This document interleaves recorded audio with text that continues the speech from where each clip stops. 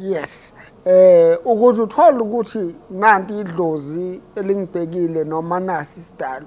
Number 1, idlozi wonke umuntu wakini owashona uyidlozi. Umehluko ukuthi uzoba idlozi elibi noma uzoba idlozi elihle. Ngoba noma bengamadlozi lapha emsamo wakini, kodwa kuzoshiyana ukuthi bayinhloboni yamadlozi. Bese kuzothi esidalweni, isidalwa asivamile ukushiselwa impepho ngoba asiphumi lapha emsamo wakini. Mhlambe siphuma komalume kababa wakho noma komalume kama wakho. Kodwa ziyavela ukuthi nokubuya isikhathi esiningi isidalwa sivela maqeda ukuphunyuka entweni ebiyingozi. Bese kuthiwa nokubuya phela uphilela ubani. Thothi awumazi lo muntu. Mawuthi ubuza uma athi komalume kanini. Kusho ukuthi kagogo kwena.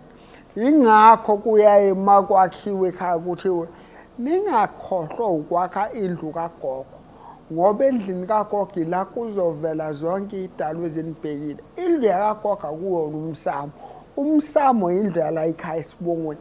Indlu yakagogo ile ndlu ehlala amacansi, amabhodwe, makade kulotsholwa amadodakazi, izinkamba la kuphekelwa khona utshwala. Ileya ndlu yakagogo. Ila kusuke kuzovela khona yonke lento ukuthi ubhekwe obani, uhamba nobani. So isidalwa ukwazi kubalula ukuthi identify uma kukhona indlu yakagogo egcekeni. Okay. Incwadi kuba ngcono mayizotholakala kumina umuntu ozoyi-order kumina. Ngibalekela ukuthi kugcine sekuba nama-page yabo angathi awaphelele noma aya-editheka sekwanda ney'mfundiso-ze. So kuba ngcono umuntu ayithole kumina. Ngihlala la eThekwini eHillcrest. Amakhasi okuxhumana uTikTok uSithembiso Zondi 3 oyinamba nje.